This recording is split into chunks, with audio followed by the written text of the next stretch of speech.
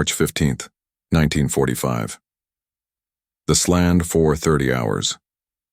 Obstilhelm Richter pressed himself deeper into the muddy crater as another salvo of American artillery shells whistled overhead. For 3 weeks now, his depleted infantry regiment had held this sector against Patton's Third Army, and he thought he had seen everything the Americans could throw at them. The usual pattern was predictable. Heavy artillery preparation, fighter-bomber attacks at dawn, then the Sherman tanks rolling forward with infantry support. His men knew how to handle it. They had handled it since Normandy. But this morning felt different. The American guns had fallen silent 10 minutes ago, too early for their usual schedule. In the darkness, Richter could hear tank engines, lots of them, but they seemed to be holding position rather than advancing. Then he heard something else, a metallic clanking like someone assembling scaffolding, but amplified across multiple points along the American line. Feldwebel Klaus Hoffmann crawled into the crater beside him, his face pale in the pre-dawn darkness. "Sir, the forward observation post reports strange activity. The Americans are bringing up trucks. Ordinary trucks, but they're doing something to them. The observers can't make out what in this light." Trucks. Artur almost laughed. After everything, the Americans were bringing up supply trucks to the front line. Perhaps they were more desperate than he thought. He raised his field glasses, scanning the darkness for any sign of movement. What he saw next would haunt him for the rest of his life. The first rocket launched at 0445, a streak of fire that lit up the entire valley, then another and another. Within seconds, 60 rockets were screaming through the air, their banshee wail unlike anything the German defenders had ever heard. The rockets weren't coming from traditional artillery positions. They were coming from what looked like ordinary Sherman tanks with massive tube arrays mounted on top. "Mein Gott," Hoffmann gasped. "What is that thing?" Before Artur could answer, the rockets impacted. The entire German defensive line erupted in explosions. Unlike normal artillery that came in waves, this was instant saturation. 60 high explosive warheads, detonating within seconds of each other, turning carefully prepared positions into chaos. Men who had survived 3 years on the Eastern Front, who had endured the massive Soviet artillery barges, stood paralyzed by this new horror. The screaming of the rockets was the worst part. Gerrit Hans Müller, 19 years old, would later write in his diary if he survived this morning. "It wasn't like artillery or mortars. It was like the devil himself was shrieking at us.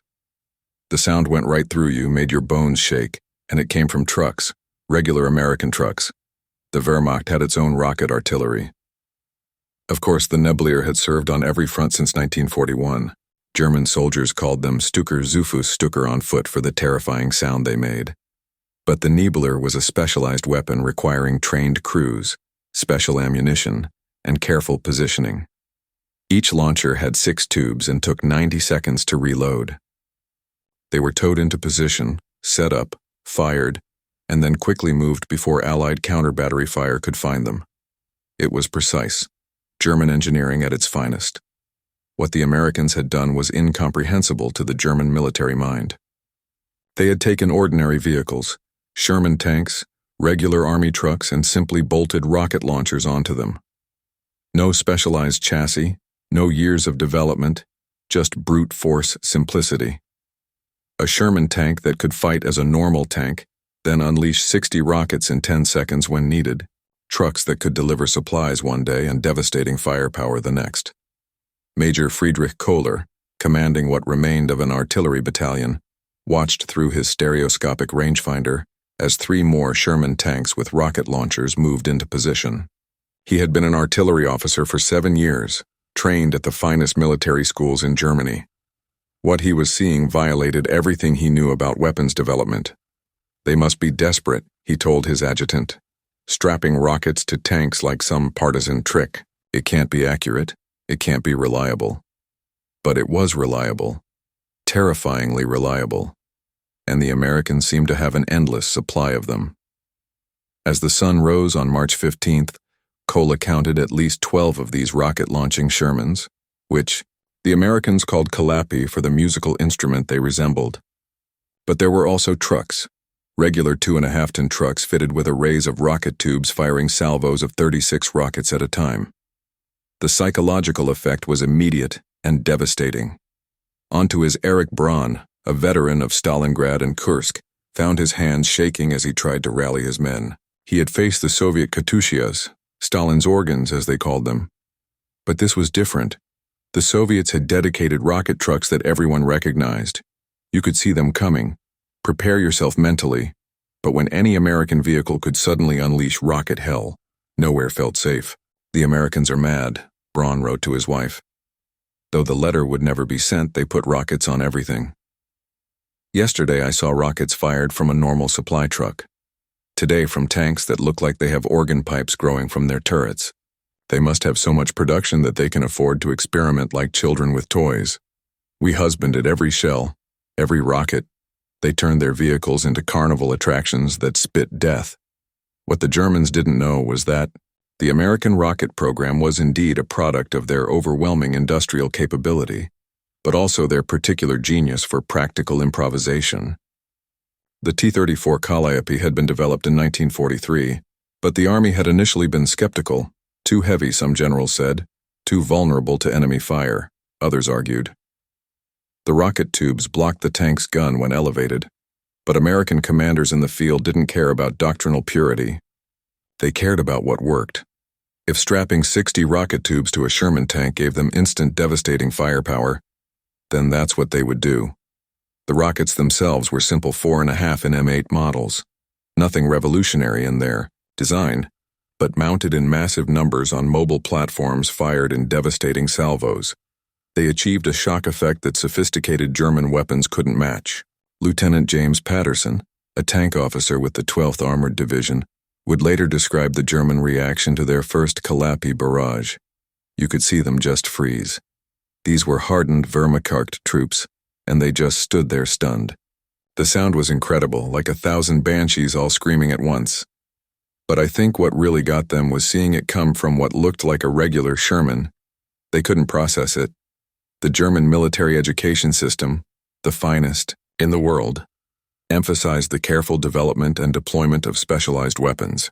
Every piece of equipment had a specific role, carefully defined and doctrinally pure. The Panzer IV was a tank. The Nebelwerfer was rocket artillery. The Stern Geschütz was an assault gun. Each had its place in the precisely orchestrated ballet of combined arms warfare, but the Americans just stuck rockets on whatever moved. By March 1945, they were mounting rocket launchers on jeeps, half-tracks, landing craft, anything with wheels or tracks. The Marines in the Pacific had been doing it since 1943, bolting rocket racks onto 1-ton trucks and turning them into mobile terror weapons. It was crude, inelegant, and massively effective. General Major Hans von Kleist, observing the American advance from his divisional command post, couldn't hide his dismay from his staff. "This is not warfare as we understand it," he said. "This is industrial brutality. They don't develop weapon systems. They mass-reduce components and stick them together like building blocks. A tank becomes rocket artillery. A truck becomes a missile launcher. Tomorrow they'll probably put rockets on their field kitchens." His aide, Hedman Werner Schultz, tried to maintain proper military bearing, but even he was shaken. "Herr General, our intelligence reports they're producing these rocket vehicles in extraordinary numbers, not specialized factories. Just regular tank depots adding the rocket systems like accessories." Von Kleist's jaw tightened. "When we developed the Nebelwerfer, it took 3 years of research, specialized production facilities, trained crews who understood the ballistics, the chemical properties of the propellant. These Americans probably decided to do this over lunch and had the first units ready by dinner." He wasn't far wrong. The Calliope system could be installed on a standard Sherman in a matter of hours. When not needed, the rocket launcher could be jettisoned, and the tank returned to normal combat operations. It was American pragmatism at its most brutal. Why spend years developing the perfect rocket artillery vehicle when you could bolt rockets onto existing tanks and achieve immediate battlefield superiority? The rockets kept coming all morning. Gerrit Miller, still alive in his shattered bunker, tried to count the salvos. His squad leader, a veteran of 5 years' combat, had given up trying to maintain any pretense of control. The men huddled in whatever cover they could find, flinching with each shrieking barrage. "How many rockets can they possibly have?" someone asked in the darkness of the bunker. "All of them," the squad leader replied bitterly. "They have all the rockets." The American logistics system, incomprehensible in its scale to the German mind, could deliver thousands of rockets to the front daily. While German units carefully rationed their Nebelwerfer ammunition, sometimes having enough for only 1 or 2 salvos per day, American rocket units fired with abandon. A single Calliope could unleash 60 rockets, reload in under 10 minutes, and do it again and again and again. Obus Richter, still alive but with his regiment combat ineffective, tried to report to division headquarters. The field telephone lines were cut, so he sent a runner. The message was simple but devastating. Enemy employing new rocket weapon in overwhelming numbers mounted on standard vehicles. Psychological effect on troops severe, cannot hold. The runner, Oberreiter Paul Zimmermann, made it to division headquarters but found chaos there as well. American rocket-equipped tanks had broken through at multiple points. Staff officers who had served since Poland were fumbling with maps, trying to make sense of reports that seemed impossible. Rocket-firing Shermans, truck-mounted missile systems, even jeeps with rocket tubes. "This must be a mistake," the operations officer insisted. "The Americans don't have specialized rocket vehicles in these numbers. Our intelligence would have known, but intelligence had failed them." The American ability to rapidly produce and field-modify weapons had created a capability gap that German doctrine couldn't account for. While the Wehrmacht spent years perfecting weapons, the Americans spent months mass-producing good enough solutions. The T-34 Calliope was a perfect example. Was it as accurate as German artillery? No. Was it as sophisticated as the Nebelwerfer? No. But when 60 rockets landed in your position within 10 seconds, accuracy became academic. The psychological trauma alone was worth more than precision. Feldwebel Hoffmann, separated from OS Richter in the chaos, found himself with a mixed group of survivors from various units. They had taken shelter in a destroyed farmhouse, trying to make sense of what had happened to their carefully prepared defensive line. An older soldier, a Stabs Gap fighter from a pioneer battalion, was almost philosophical in his shock. "I helped design the Atlantic Wall fortifications, calculated exactly how much concrete needed to withstand naval bombardment, precise angles for machine gun fields of fire, everything calculated to the millimeter, and the Americans just cover everything with rockets from trucks." From trucks. The younger soldiers were even more shaken. They had been told repeatedly about German technical superiority, about the V-2 rockets terrorizing London, about jet fighters and supertanks. But here were the Americans turning their standard vehicles into rocket launchers like it was nothing special. One private, barely 18, asked the question they were all thinking. If they can do this with trucks, what else can they do? No one answered. The implications were too terrifying. By noon on March 15th, the German defensive line had essentially ceased to exist. Not destroyed in the traditional military sense, but psychologically shattered. Units that had held against everything the Allies had thrown at them simply dissolved when faced with the screaming rocket barges from seemingly ordinary vehicles. The American advancement was so rapid that they captured several German command posts intact, including General Vaughn's divisional headquarters. The intelligence officer, a Major Thompson, was particularly interested in the German maps and planning documents. "Look at this," he told his colleague, Captain Martinez. "They've got detailed fire plans for their Nebelwerfers, precise calculations, optimal positioning angles, even weather considerations for propellant burn rates. They turned rocket artillery into a science." Martinez laughed. "And we just strapped a bunch of tubes to a Sherman and called it a day." "That's the difference," Thompson replied, suddenly serious. "They perfect weapons. We mass-produce solutions." Among the captured documents was a personal diary belonging to Hedman Schultz, von Klay's aide. His final entry, written that morning, was telling. "The Americans have broken the rules of warfare, not through superior technology, but through the absence of any rules at all.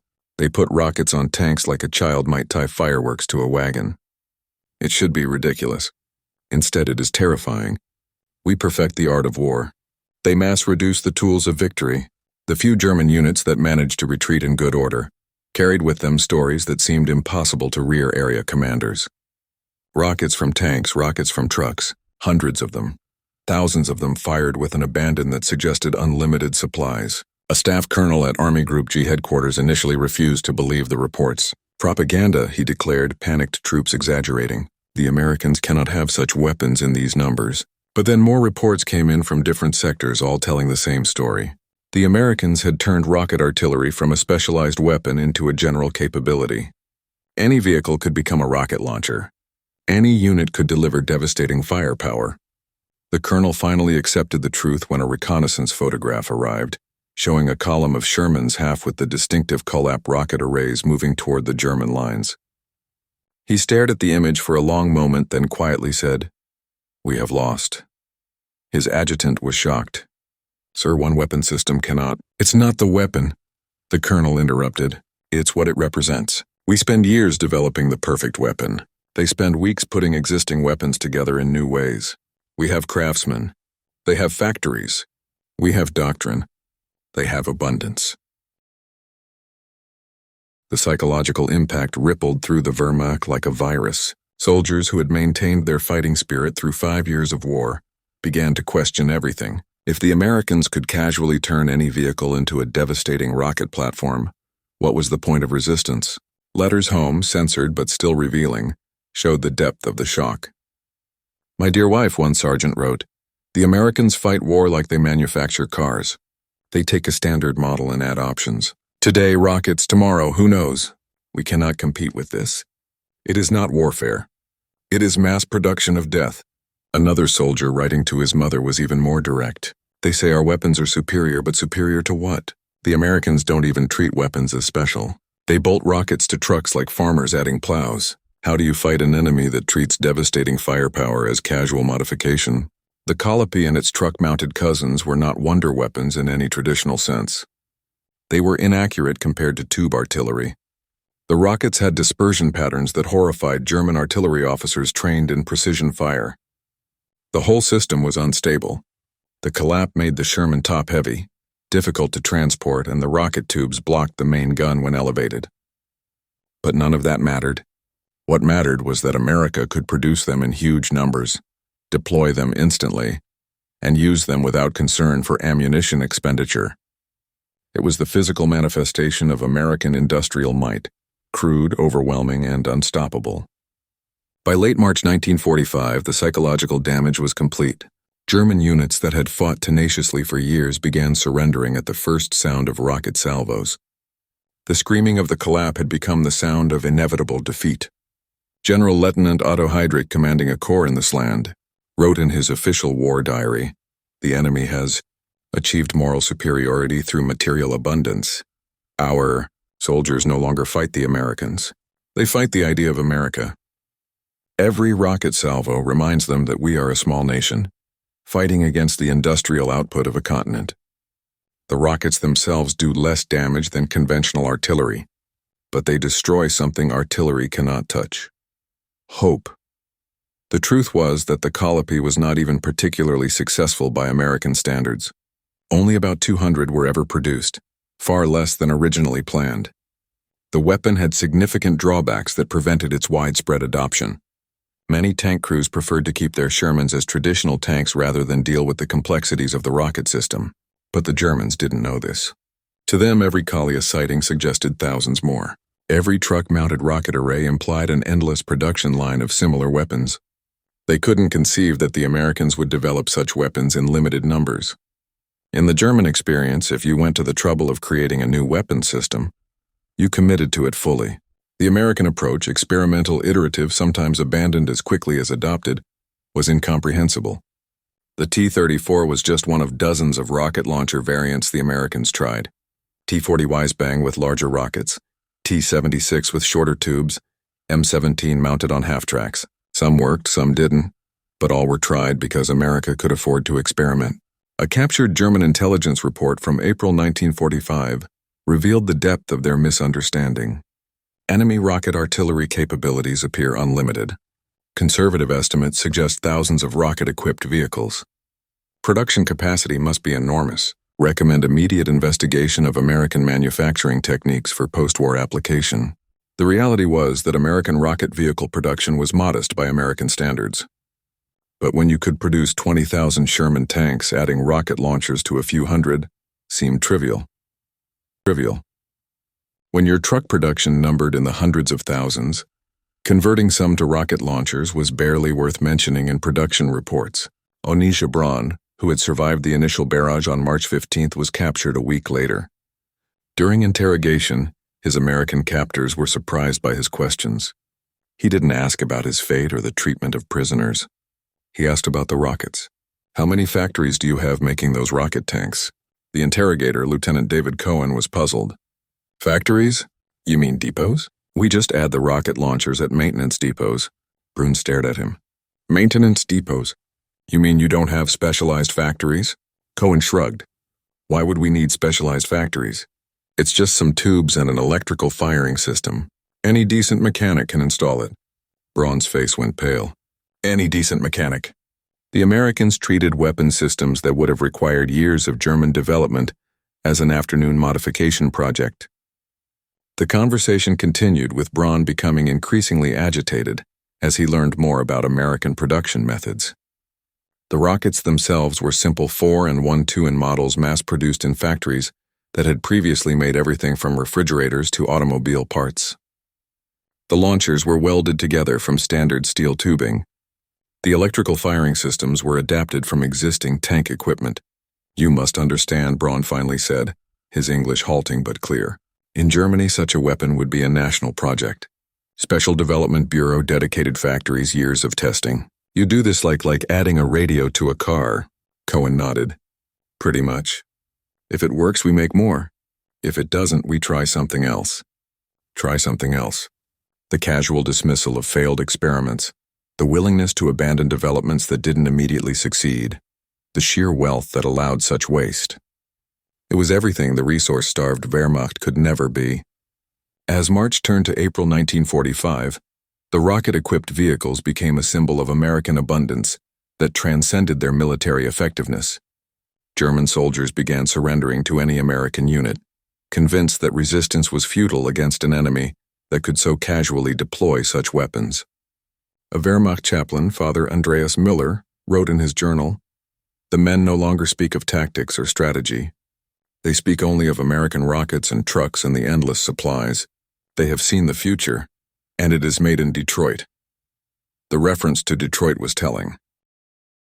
The Germans had learned that many of the vehicles were products of the same factories that had previously made civilian automobiles.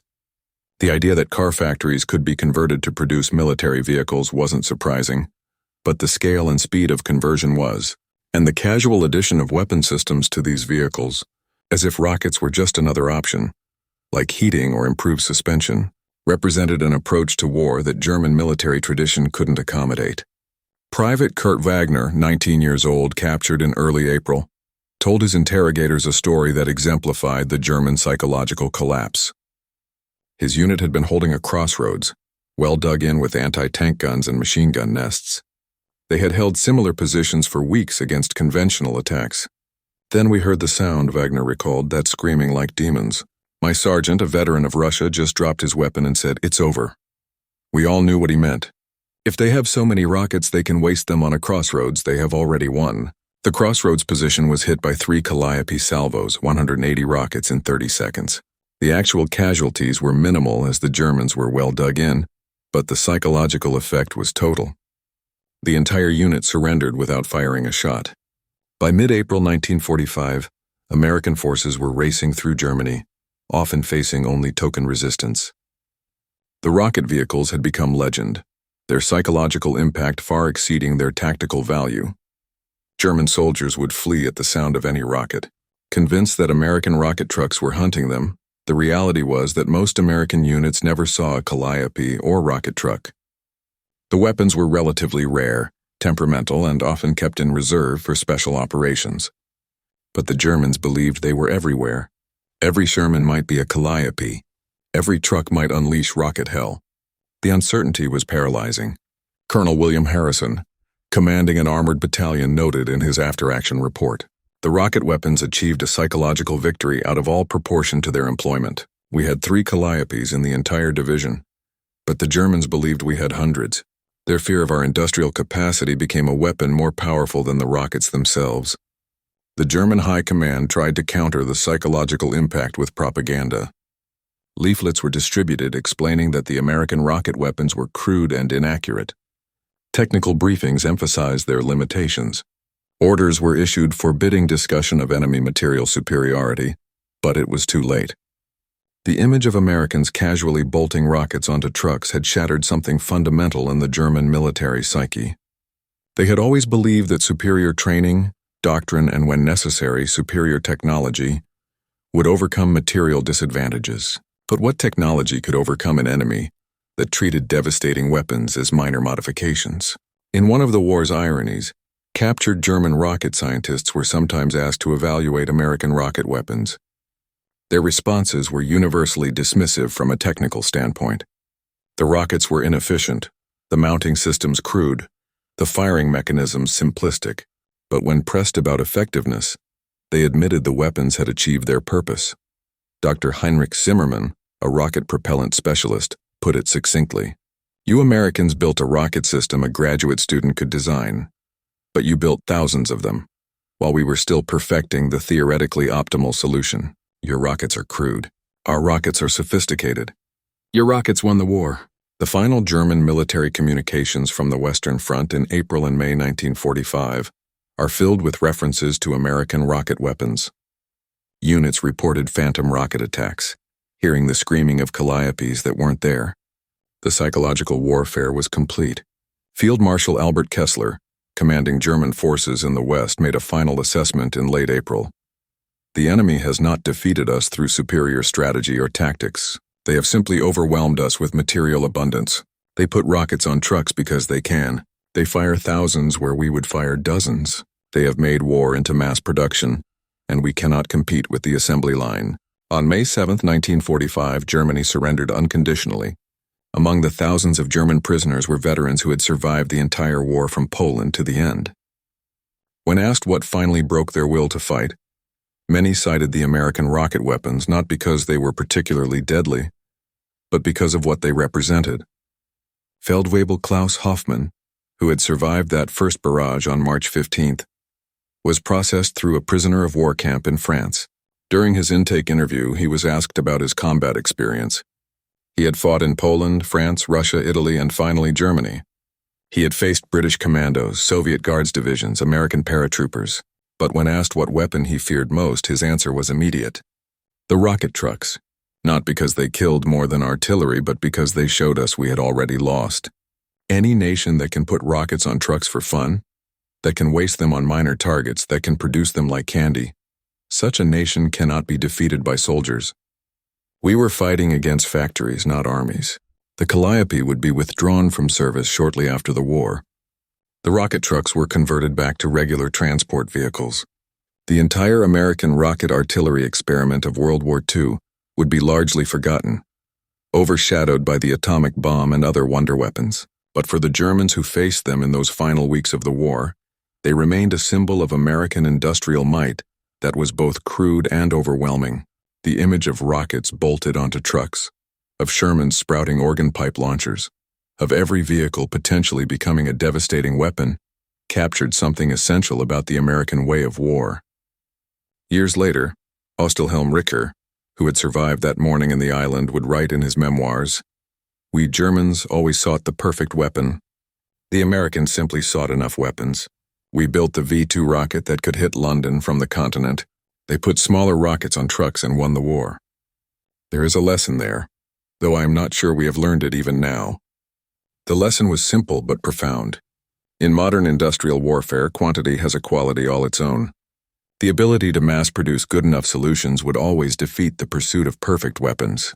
The Calliope, crude and inelegant as it was, had demonstrated this truth in the most visceral way possible. The screaming of those rockets, the sight of ordinary vehicles transformed into terror weapons, the casual abundance of American firepower, all of it combined to create a psychological breaking point for the Wehrmacht.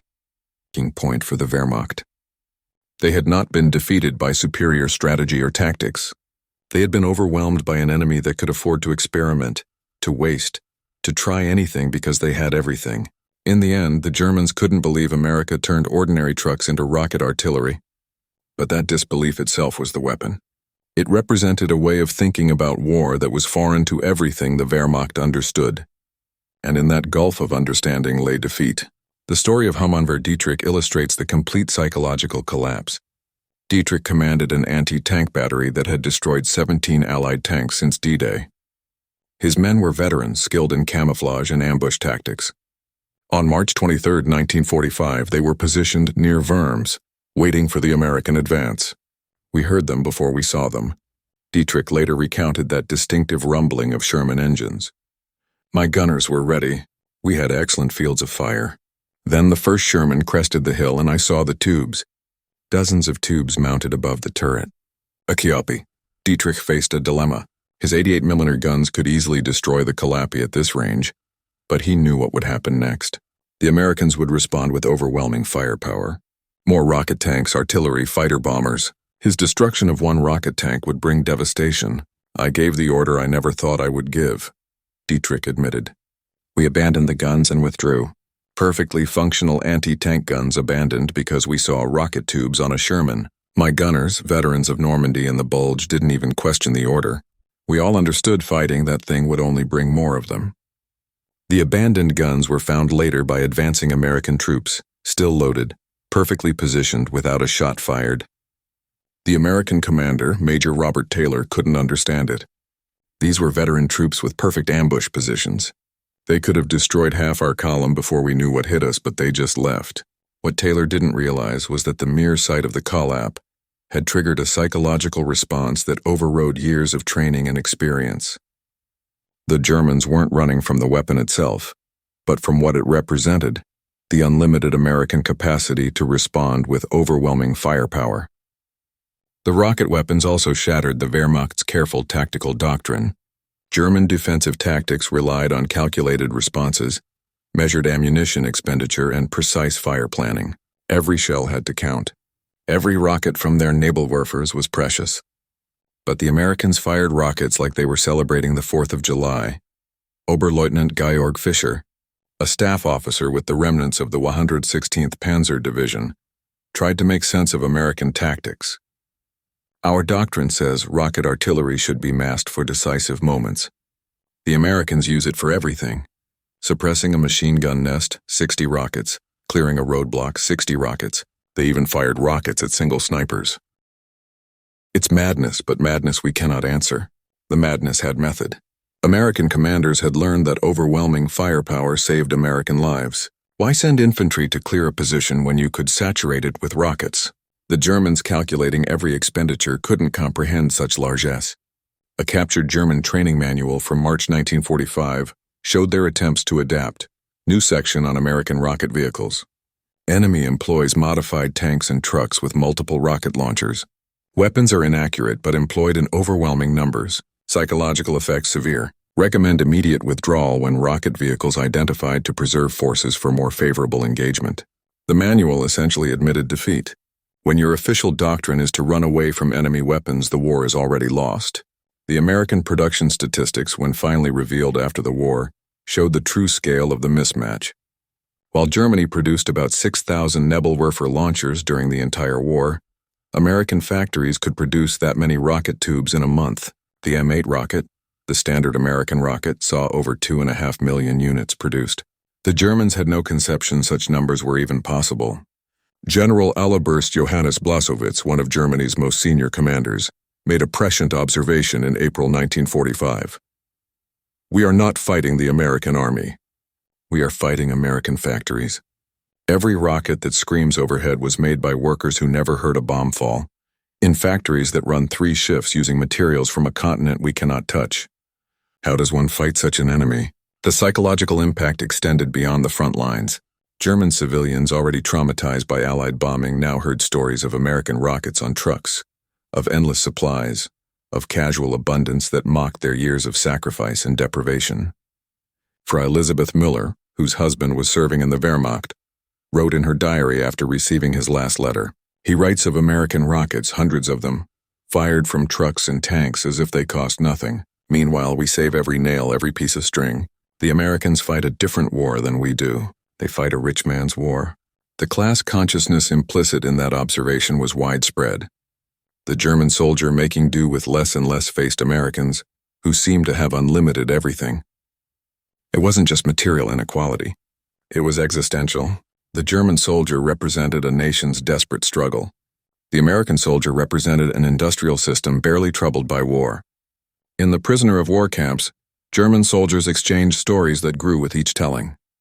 The rocket tanks became monster weapons in their memories. Truck-mounted systems became entire batteries. The psychological trauma transformed modest weapons into mythological terrors. An American psychologist, Captain David Rosenberg, studying German prisoners, noted this phenomenon. They consistently overestimate American rocket vehicle numbers by a factor of 10 or more. When shown photographs proving the actual limited numbers, they refuse to believe them. The psychological impact has created a false memory more powerful than facts. The Germans also couldn't understand the American attitude toward these weapons. German rocket troops were specialists, trained for months understanding every aspect of their weapons. American rocket vehicle operators often learned on the job, treating their weapons with casual familiarity that shocked German sensibilities. Sergeant Tom Bradley, a Collier operator, exemplified this attitude. The maintenance guys bolted this thing on our Sherman in about 3 hours, gave us a quick briefing, basically point and shoot, then said, "Have fun." We figured it out as we went. The Germans we captured couldn't believe we had maybe 2 days of training on it. This casual competence, the ability to master complex weapon systems without extensive specialized training, reflected American mechanical literacy. A nation of car owners and shade tree mechanics could quickly adapt to military technology. The Germans, with their smaller automotive culture, required extensive training for similar tasks. The impact on German morale went beyond the battlefield. Letters home, even heavily censored, revealed the depth of despair. "My dear mother," one soldier wrote, "the Americans are not like us. They do not treasure ammunition or carefully maintain equipment. They use everything once and throw it away. They fire rockets at single soldiers. They are so rich they can afford to be wasteful. We cannot win against such wealth." Another letter from a junior officer to his wife was even more direct. "I have seen the future, and it is American. They put rockets on trucks because they can. They experiment with weapons like children with toys because failure costs them nothing. We are the past, fighting with rules and limitations they don't recognize." The German high command tried one last propaganda effort, emphasizing the crude nature of American rockets, their inaccuracy, their wasteful employment. But frontline soldiers knew better. Inaccurate rockets that saturated your position were more terrifying than accurate ones that might miss. Feldwebel. Karl Richter, no relation to Ostelhelm Richter, put it bluntly during interrogation. "You Americans keep saying your rockets aren't accurate. But when 60 of them land in my sector in 10 seconds, accuracy doesn't matter. You've made accuracy irrelevant through volume. That's more terrifying than any precision weapon." The final German military assessments of American rocket vehicles, written in the last days of the war, are revealing documents. They show an army trying to understand how they had been defeated by weapons they considered technically inferior. One report signed by a General der Artillerie, whose name was later redacted, stated, "American rocket artillery represents a new philosophy of warfare. Rather than perfecting individual weapons, they mass-produce adequate systems and achieve superiority through volume. This approach requires industrial capacity we could never match. Future German military development must consider this lesson." Of course, there would be no future German military development for years, but the lesson was learned by military theorists worldwide. The American approach, crude, massive, and overwhelming, had proven superior to German precision and expertise. The Colopy crews themselves were often unaware of their psychological impact. They saw themselves as using a temperamental, awkward weapon that blocked their main gun and made their tank top heavy. Many preferred conventional tank combat to rocket operations. Private First Class Joseph Martinez, a Collier loader, recalled the reality versus the myth. "The Germans thought we were some elite rocket unit. Truth was, we were regular tankers who got stuck with this contraption. Half the time the rockets wouldn't fire properly. The electrical system was always shorting out. We spent more time fixing it than firing it. But the Germans didn't know that. They heard the rockets and ran. This gap between perception and reality was itself a weapon. The Germans imagined American technical perfection backed by unlimited resources. The reality of improvised weapons and makeshift solutions was actually more terrifying. It showed America could win without even trying hard. The rocket weapons also exposed a fundamental difference in military culture. The Wehrmacht, Heir to Prussian military tradition, sought perfection in warfare. Every operation carefully planned, every weapon precisely employed, every soldier thoroughly trained. The Americans brought industrial pragmatism to war. Good enough was good enough if you had enough of it. Major Hans Kruger, captured in April 1945, articulated this difference during extensive interrogation. You Americans have destroyed the art of war. There is no art in what you do. You simply produce and deploy. You have made war into factory work. We were soldiers. You are production managers with uniforms. The bitterness in that statement reflected not just military defeat but cultural collapse. The German military tradition, centuries in the making, had been rendered obsolete by American industrial methods. The last documented German encounter with Calliope rockets occurred on May 4, 1945, 3 days before the surrender. A small Wehrmacht unit holding a bridge near Salzburg reported rocket-firing tanks approaching. The unit commander, a Hauptmann whose name is lost to history, radioed a final message. Enemy rocket tanks in sight. Will not resist. Germany has suffered enough. They surrendered without firing a shot. The Calliopes they surrendered to weren't even loaded, their crews having run out of rockets days earlier, but the empty tubes were enough. The psychological weapon worked even when the physical weapon didn't. In the immediate post-war period, German military professionals studied the American rocket weapons intensively. What they found surprised them. The weapons were even crudder than they had imagined. The rockets were simple solid fuel devices with basic impact fuses. The mounting systems were welded steel with basic electrical triggers. Any competent metal shop could build them. Dr. Friedrich Hoffmann, no relation to Feldwebel Klaus Hoffmann, was a German engineer tasked with evaluating captured American rocket technology. His report was damning from a technical standpoint. These weapons would fail German quality standards at every level. The welds are rough, the electrical systems primitive, the rockets themselves have unacceptable dispersion patterns. Yet they defeated us. We must reconsider our entire approach to military technology. The reconsideration would take decades and influence military development worldwide. The lesson of the Calliope was not about rockets or tanks or trucks. It was about production philosophy. The Americans had proven that quantity could overcome quality if the quantity was sufficient. Veterans of the rocket attacks carried the psychological scars for years. At a reunion of former Wehrmacht soldiers in 1965, the topic of American rocket weapons still provoked strong reactions. One veteran who had faced Calliopes in the Sland refused to watch fireworks displays because the sound reminded him too much of that screaming barrage. Another veteran, Helmut Wagner, told his grandson years later about the experience. Imagine you have trained for years to fence with a sword. You know every move, every counter, every technique. Then your opponent shows up with a machine gun. That was fighting American rocket vehicles. They didn't defeat our skill. They made our skill irrelevant. The American veterans had their own perspective. Many were surprised to learn years later about the psychological impact they had caused. They saw themselves as citizen soldiers making do with whatever tools they were given. The idea that they had caused existential crisis in the Wehrmacht seemed almost absurd. Master Sergeant William Cooper, who commanded a collab in 1945, reflected on this disconnect decades later. We thought the Germans would laugh at our contraption. Rockets strapped to a tank like some kid's science project. Instead, they were terrified. I guess when you can afford to strap rockets to tanks for the hell of it, that sends a message. The message was clear. America had resources beyond German comprehension. They could experiment, fail, waste, and still overwhelm through sheer productive capacity. The Calliope, crude as it was the perfect symbol of this reality. Statistical analysis after the war revealed the true impact. Units facing rocket-equipped vehicles surrendered at 3 times the rate of those facing conventional weapons. The actual casualty rates were lower than from conventional artillery, but the psychological casualties were total. A U.S. Army study concluded that rocket vehicles achieved strategic effects through tactical employment. By breaking German morale at the unit level, they contributed to the rapid collapse of German resistance in the war's final months. The study noted this was unintentional. The weapons were designed for tactical support, not psychological warfare.